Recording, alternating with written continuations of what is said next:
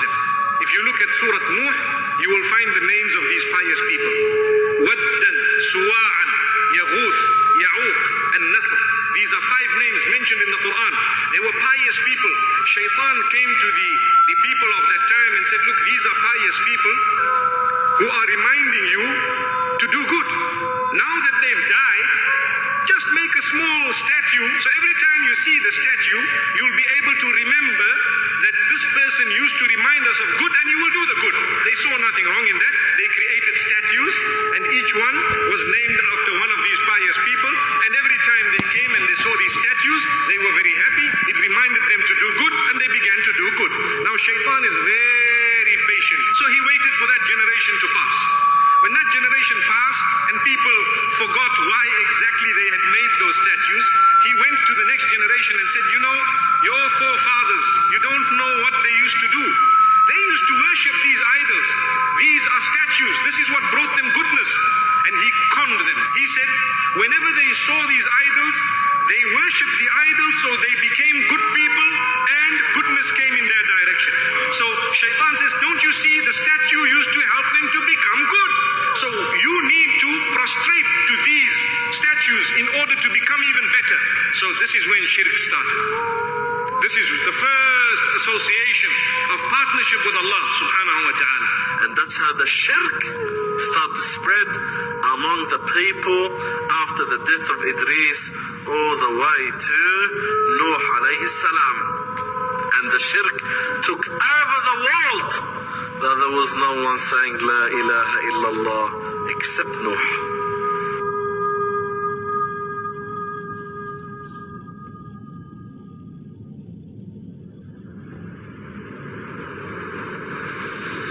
At the time of Nuh alayhi salam, Nuh was the only Muslim worshipping Allah Azza wa Jal alone at that time.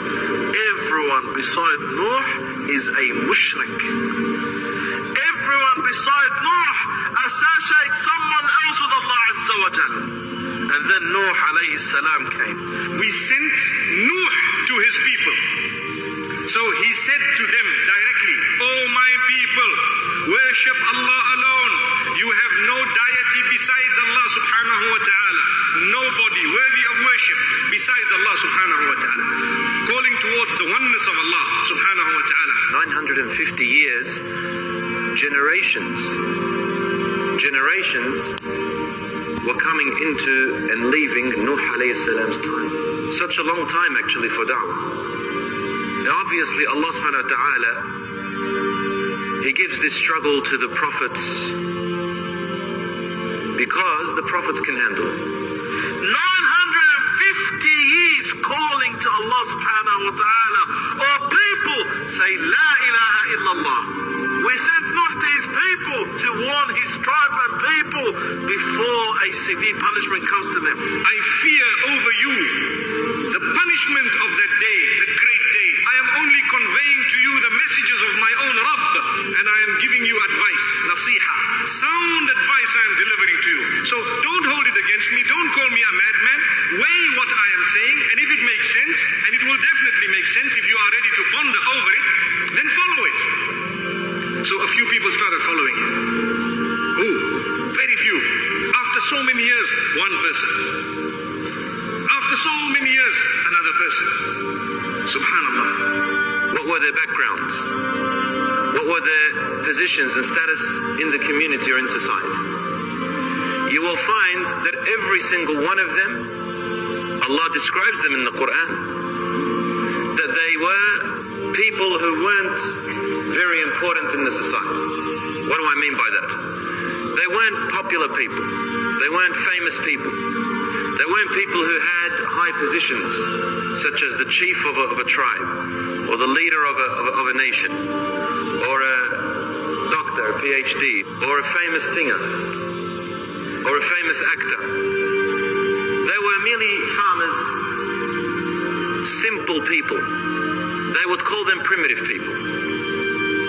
And when they heard the da'wah of Nuh alayhi salam, they did not hesitate to accept. They did not hesitate to accept. So when Nuh alayhi salam began to give da'wah to the others, who were the chiefs and the big men and the big people and the hotshots and all that, and what happened? They did not want to listen. They wanted to carry on in their ways.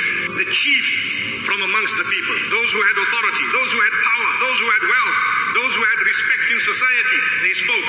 They said, you are astray. This man is astray. Don't listen to him. Nuh said, قال ربي, oh my Lord, إني دعوت قومي ليلا ونهارا. Oh my Lord, I called my people during the day and night. فلم يزدهم دعائي إلا فرارا. And my call to them only made them run away from me. And yet he was a Nabi of Allah subhanahu wa ta'ala. They followed the haughty. They followed those who had money. They followed those who had authority. They put their fingers in their ears. They don't want to listen to me. They don't want to hear what I'm calling them for. واستغشوا ثيابهم, and they cover themselves. Get away. We don't want to listen to you. وأصروا واستكبروا استكبارا. And they are very firm in denying. And they had pride. ثم إني دعوتهم جهارا. Oh Allah, then I called them in the open. I called them in the open, I called them in clothes, I called them in the day, I called them at night, I went to their houses, I went to their gatherings, I spoke to them individually, I spoke to them in groups, and they only ran away from me. 950 years, ya Ikhwani, 950 years. They replied to him, we will not believe in you. You're a madman, you're a crazy man, and anyway, look at who has followed you. This is in the Quran. We cannot see anyone has followed you except the most inferior among us in society. They just take very simple words without thinking about it, no logic to them. They just, anything you say to them, they believe it. What they're trying to say is a type that believe in fairies, fairy tales. Put a tooth under your pillow, the next one you'll find a coin. They were trying to say this is the type of people they were, like children. This is how they saw them. But contrary to that, opposite to that, Allah saw them quite the opposite.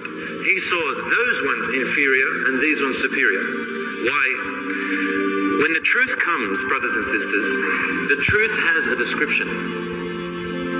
How do you know the truth from false? The truth is clear. Number one, the truth is very clear. The truth is powerful. It takes you 5 minutes or less to accept the truth. So these people whom they called inferior, badi ar-ra'i, primitive-minded like children,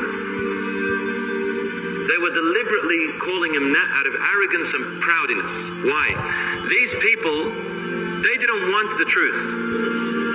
Because the truth will make them equal to the farmers and to all the others. When I mean farmers, today farmers are important, but in those days when he said farmer, it means it's just primitive, doesn't have any education. And look at those who are following you, look at them. They are the worst from amongst us. They've got no material standing at all. Nobody respects them in society. They are foolish. They haven't even thought before they followed you. They don't even know what's about to come in their direction. 950 years. 950 years. That's not how long he lived for. He called to Allah for 950 years. They said to him, if you get rid of these inferior people who are primitive-minded, we'll think of following you. We'll think. So what are these people actually asking you? They're not after the truth. We'll speak to you. In return, you keep those weak ones away from us. We do not accept them to be around us. I'm not going to turn these people out. I'm not going to tell them go away. They will be facing Allah too. And they'll be judged like you too. All my people, who will support me? Who will stand by me? If I kick these people away and Allah Azza wa Jal will want to punish me, who will stand by me? Who will support me against Allah if I turn these people away? Who's going to stand by me? These are Allah's servants. These people have rights to listen. If I kick them out, who's going to stand by me in front of Allah Azza wa Jal? Who's going to protect me from Allah's punishment? Can't you think? So they did not listen to him. So that if that's the case, we wanted to give you some respect, but you didn't listen to us, then go. He dwelled